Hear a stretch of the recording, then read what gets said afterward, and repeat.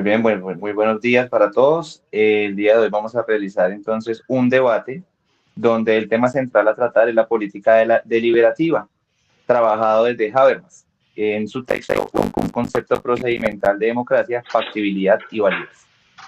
Conmigo están entonces tres de mis compañeros, los cuales se van a ir presentando progresivamente. Entonces vamos a comenzar con Daniela. Daniela, buenos días. Muy buenos días, compañeros. Muy buenos días, Tito.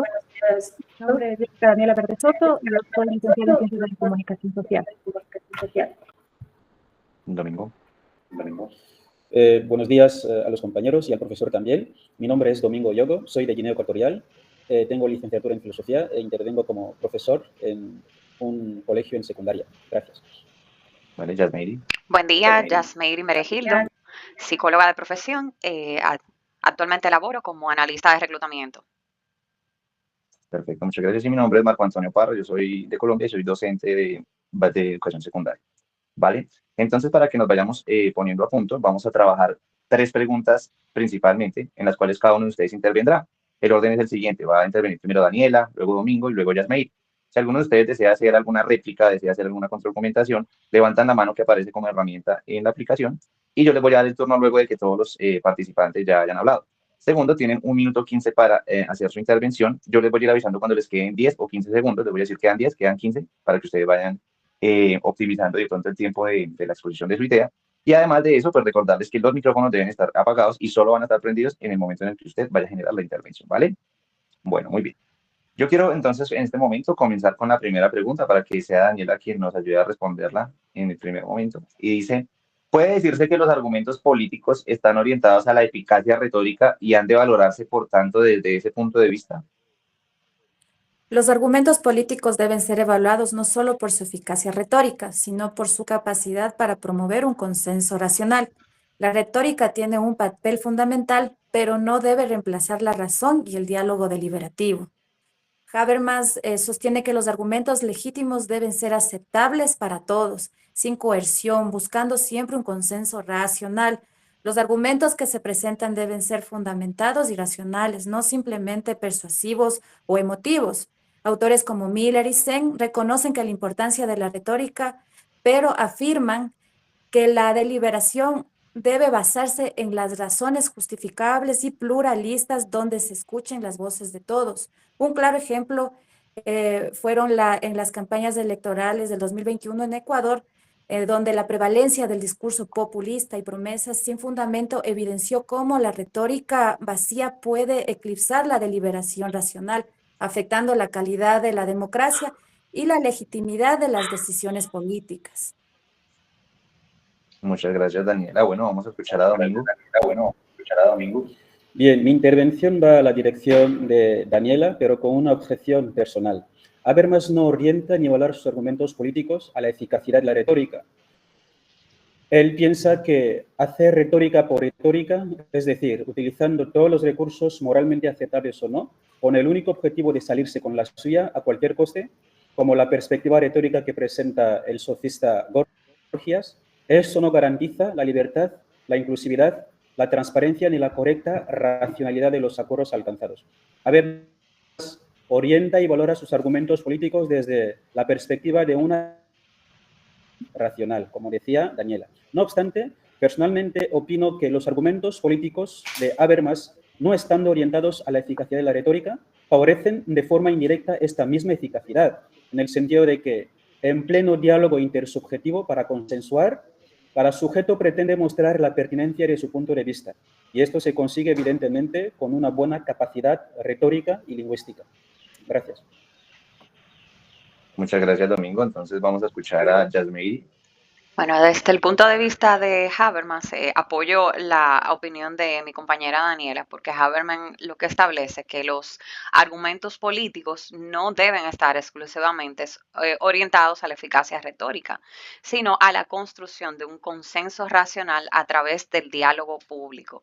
Él afirma que la política deliberativa se basa en la idea de que las decisiones democráticas deben ser el resultado de un proceso comunicativo en el que los actores puedan discutir y justificar sus puntos de vista, buscando la validez, la legitimidad de las normas más que la simple persuasión.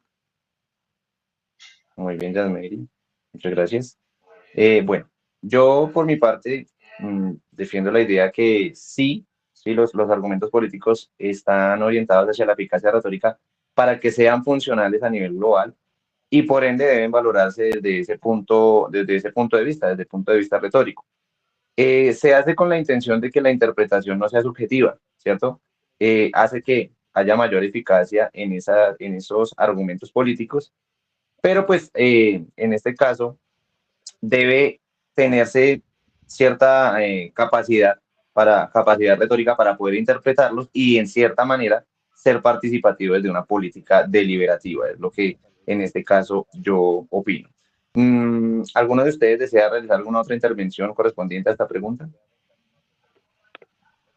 Bueno, yo opino también que, de acuerdo a todo lo que han compartido los compañeros, es importante el tema de la retórica, pero mucho más importante, y creo que debe tener mucho más peso, es el tema de que exista, que todos los consensos, todas las decisiones se tomen a través de una deliberación donde todas los actores involucrados tomen, tengan palabra, voz y voto. Eso yo creo que... Perfecto. Listo, muy bien. Vamos a continuar entonces con la segunda pregunta en el mismo orden. Y dice lo siguiente. Habermas afirma que el procedimiento democrático deliberativo no puede extenderse a todas las instituciones sociales. ¿Por qué?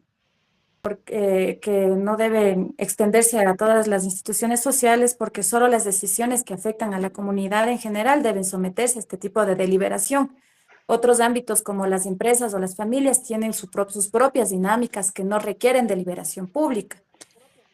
Guzmán y Thompson indican que no todas las relaciones sociales requieren deliberación pública, ya que existen espacios privados de decisión. Sin embargo, en cuestiones que afectan a la sociedad en general, como la política o la economía, la deliberación es esencial. Es decir, Habermas solo pone énfasis en que no deben existir, no debe haber este tipo de deliberación cuando tiene que ver con empresas o familias nada más. De ahí en lo político sí debe existir esto. Gracias. Bien, Daniela, muchas gracias. Domingo. En mi opinión, porque algunos ámbitos de la sociedad se ven limitados en su estructura y en sus funciones. Esas limitaciones pueden ser explicadas mediante dos puntos que he señalado. El primer punto es que las sociedades modernas son muy complejas y presentan demasiados réditos, culturas y valores. Con eso no es posible la participación directa de toda la ciudadanía en instancias decisivas. El segundo punto es que en las democracias modernas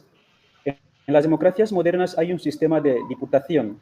Habermas defiende que en estos sistemas representativos de las sociedades modernas, la participación directa de los mismos ciudadanos no será factible, ya que existen unos representantes que toman decisiones en diputación de todo el pueblo. Gracias. Gracias, Domingo. Vamos con Jasmeiri. Bien, no puede extenderse a todas las instituciones sociales porque en muchos casos la toma de decisiones requiere de una especialización técnica o de eficiencia que no puede ser lograda a través del diálogo público. Citando un ejemplo, durante la pandemia, acá en la República Dominicana, con las limitaciones y urgencias inherentes en medio de la crisis, habría sido difícil implementar el modelo deliberativo de Habermas en su totalidad.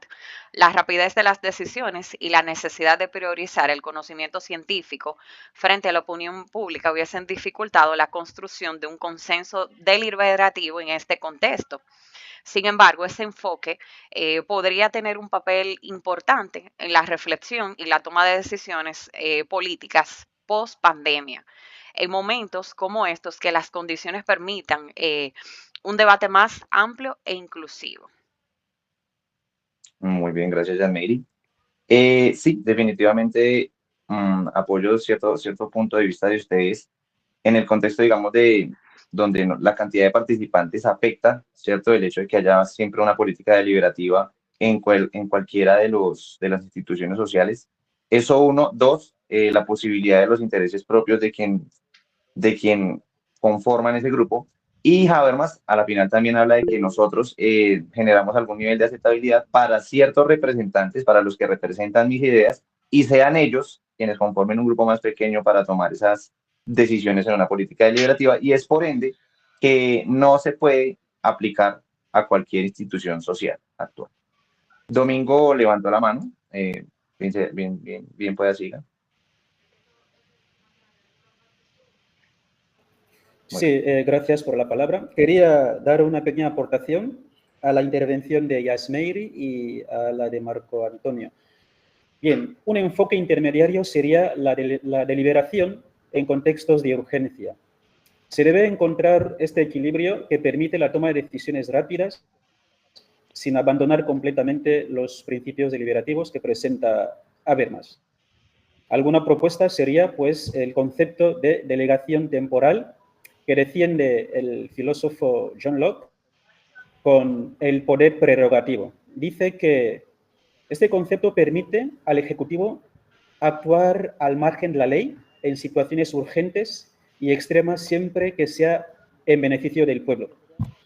De este modo, se puede delegar temporalmente ciertas decisiones a actores específicos en situaciones de urgencia, como ha mencionado Yasmeiri, en el tiempo de la pandemia, simplemente para dar solución a un problema urgente. Gracias.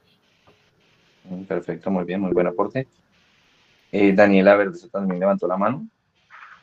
Continúa, por favor.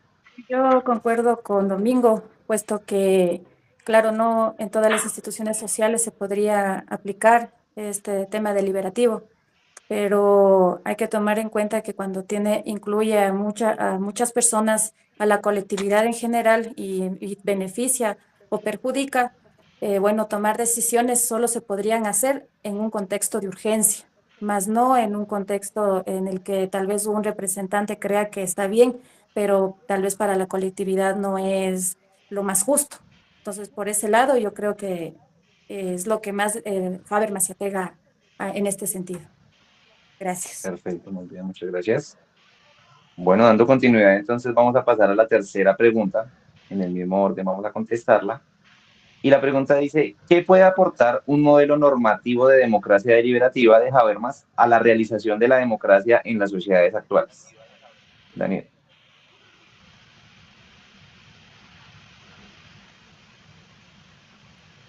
El modelo de Habermas puede contribuir a una democracia más equitativa, donde las decisiones políticas sean tomadas a través de procesos racionales e inclusivos, que respete la pluralidad de voces, especialmente en las sociedades diversas. Autores como Dahl y Hell coinciden en que la democracia debe basarse en la justificación pública de las decisiones mediante el uso de razones.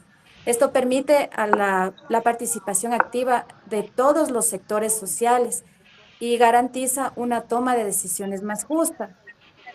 Por ejemplo, en Ecuador, en temas, se podría ver este modelo en temas como la explotación de recursos naturales y los derechos de los pueblos indígenas, que evidencian cómo la deliberación inclusiva puede ser una herramienta clave para garantizar decisiones más justas, equilibradas y legítimas. Gracias. Gracias, Daniela. Domingo. En mi opinión, el modelo normativo de la democracia deliberativa habermasiana, aunque sea un modelo teórico e ideal, aporta las siguientes ventajas a las democracias actuales. La primera ventaja es que este modelo normativo sirve como paradigma ideal para enjuiciar y examinar las democracias modernas. Aunque este modelo normativo tenga sus críticas, sirve como criterio normativo para evaluar las democracias actuales, permitiendo ver sus defectos como la manipulación y la ausencia de transparencia política de que todos nos quejamos de las democracias actuales. El segundo punto es la superación de una política que se centra en intereses estratégicos, como característica inherente a las políticas actuales.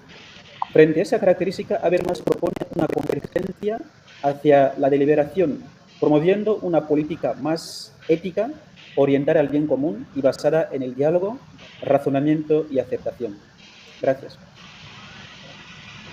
Gracias, Domingo. Yasmeiri.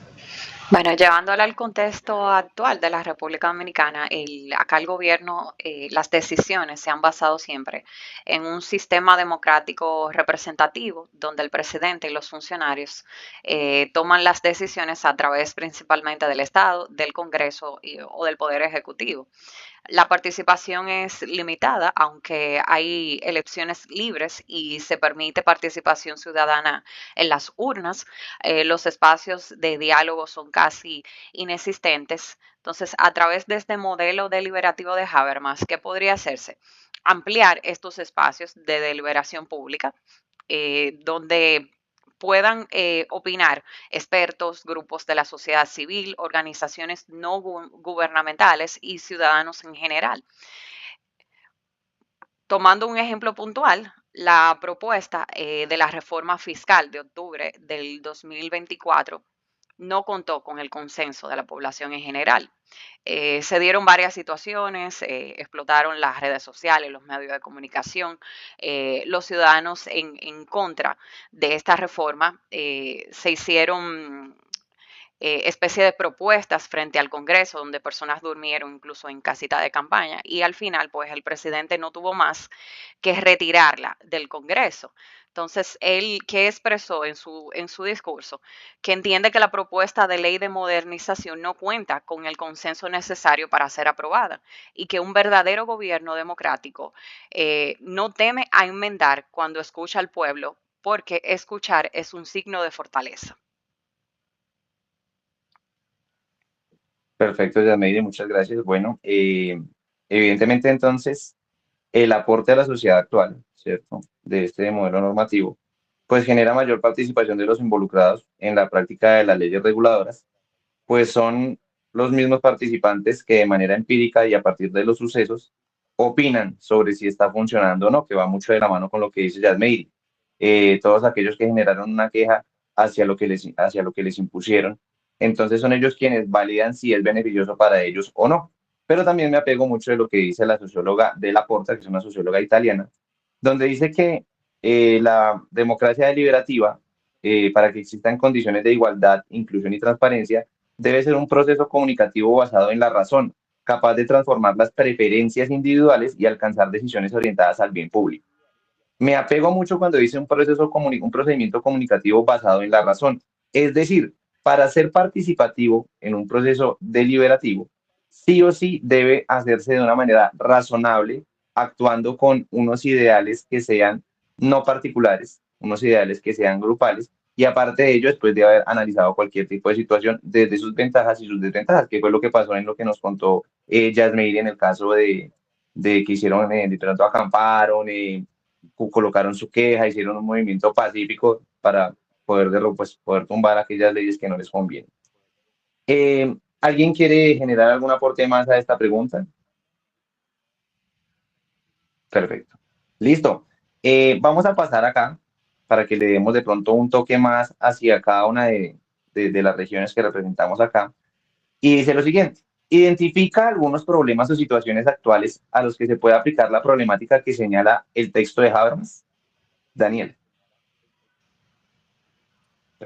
En el caso de Ecuador, la ausencia de una deliberación racional intersubjetiva podría verse en diversos ejemplos históricos y actuales. Un caso claro es el debate sobre la minería en la Amazonía. En muchas ocasiones las decisiones sobre la explotación de recursos naturales se toman sin la deliberación real que involucre a las comunidades indígenas afectadas, lo que genera tensión y conflicto. Las decisiones en este ámbito tomadas de manera unilateral por el gobierno y las empresas han ocasionado que no solo problemas de justicia social, sino también ecológicos y culturales. Otro ejemplo está en los procesos de toma de decisiones políticas. En Ecuador también se ha visto afectado por la polarización durante las elecciones presidenciales. Por ejemplo, los debates se han visto reducidos a posiciones ideológicas extremas, sin espacios para la deliberación profunda y racional, lo que contribuye ha contribuido a una fragmentación social y política aquí en el Ecuador. Perfecto, Daniela, muchas gracias. Domingo. La política deliberativa de Habermas es importante para aplicarla a dos situaciones que vive actualmente mi país, Guinea Ecuatorial. La primera situación es una crisis, una gran crisis democrática que vive nuestra sociedad, en la que el presidente accedió al poder mediante un golpe de Estado, lleva ya 42 años en el poder. Cada 7 años se celebran elecciones presidenciales aparentemente democráticas, pero siempre sale electo. Y ahí surge esta desconfianza que tiene la población hacia nuestra supuesta democracia. En este caso, pues el modelo deliberativo de Habermas se aplicaría como solución a esta desconfianza democrática. El segundo problema que pasa a nuestra sociedad actualmente, mi país en concreto, es el problema de la exclusión de las etnias minoritarias. En nuestro país tenemos un mínimo de 5 etnias. Como sabéis, los países africanos tienen muchas etnias y tal, entonces son 5. Hay una que es muy excluida. Los principios de inclusión y de liberación pueden ayudar a diseñar procesos de diálogo intercultural que respeten, valoren y consideren la diversidad, buscando consensos comúnmente satisfactorios. Gracias. Gracias, Domingo. Yasmeri. Bueno, la reforma educativa en República Dominicana ha sido un tema constante de debate debido a las desigualdades y deficiencias en el sistema. Aplicando un enfoque deliberativo como el que propone Habermas permitiría a maestros, estudiantes, padres y expertos en educación participar activamente en la creación de políticas. Por ejemplo, el modelo actual de las tandas extendidas en las escuelas no fue consensuada con la población en base a sus necesidades reales y por ende presenta muchas deficiencias, entre ellas una infraestructura inadecuada, el tema de la desigualdad de la implementación, porque hay centros que reciben el desayuno, que reciben la comida, otros que no. El tema de la alimentación escolar deficiente. O sea, en muchas localidades del país se han detectado intoxicaciones masivas de niños. En mi caso puntual, mi hijo le dio una ameba consumiendo los alimentos que se llevaba a la escuela donde él actualmente asiste en una tanda extendida, el exceso de horas de clase y la fatiga estudiantil. O sea, los niños al final llegan a las 3:30 de la tarde agotados y con poco amor al colegio. Los que le tienen poco amor le toman menos amor al colegio. Entonces, y la desconexión entre el modelo y las necesidades reales que tiene la población. Muy bien, Yasmiri, muchas gracias. Bueno, pues escuchándolos, veo que hay cierta conexión entre lo que sucede en mi país con los países de ustedes.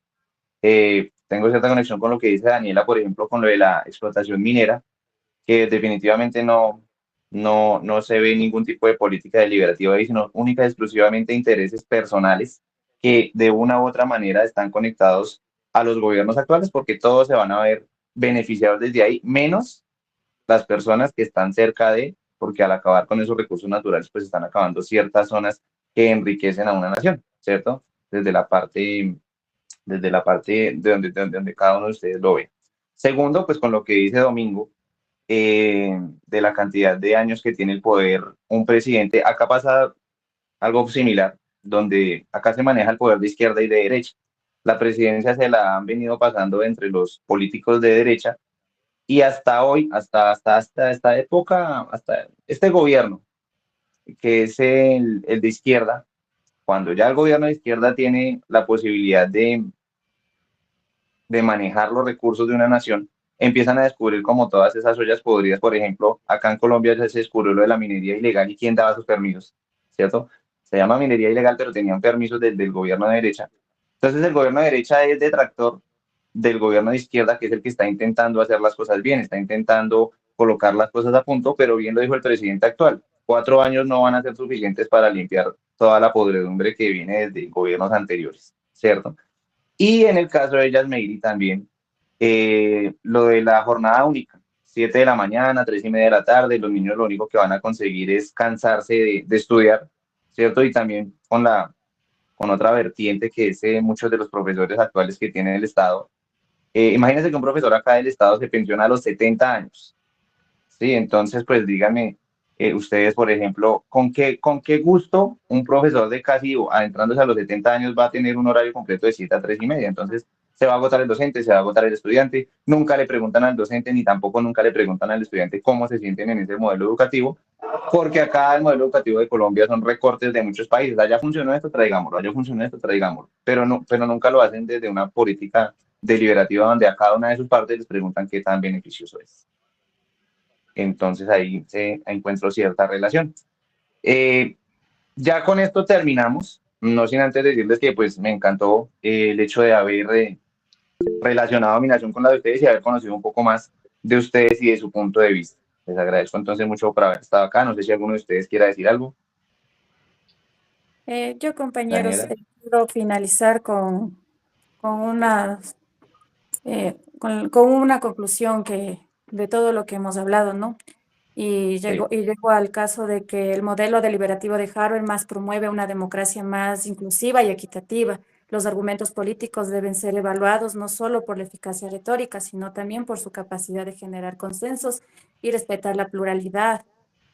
Con relación al tema de la democracia, la verdad política y los mecanismos procedimentales, debemos tener en cuenta que entender que la democracia debe ser un proceso en el que se privilegie el diálogo racional y respetuoso, garantizando a la sociedad la justicia y la legitimidad de las decisiones políticas en los mecanismos procedimentales como la deliberación pública, son esenciales para alcanzar decisiones que sean realmente representativas y justas.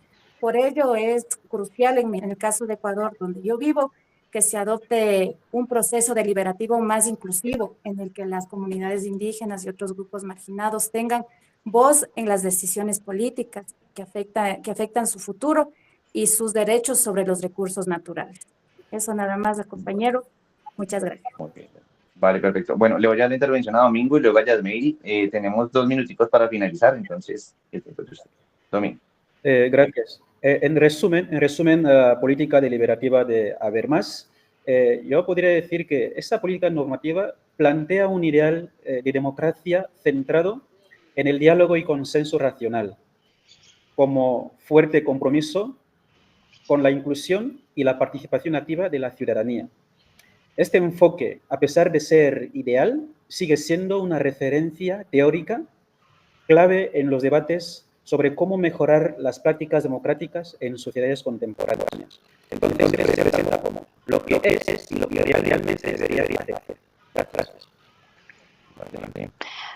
Bien. Bueno, concluir con que Habermas en su política deliberativa no buscaba restarle autoridad o funciones al Estado, sino establecer un puente intersubjetivo entre el Estado y la sociedad, y que la destrucción del Estado sería también la destrucción de la democracia, porque la democracia necesita del Estado como un marco institucional que lo haga posible. Sin un Estado funcional, la democracia no podría existir o mantenerse. Perfecto, listo. Bueno, muchísimas gracias por sus aportaciones finales, por todo el hecho de debate que estuvimos realizando el día de hoy. Espero que nos veamos en una próxima ocasión y muchas gracias por compartir. Bye.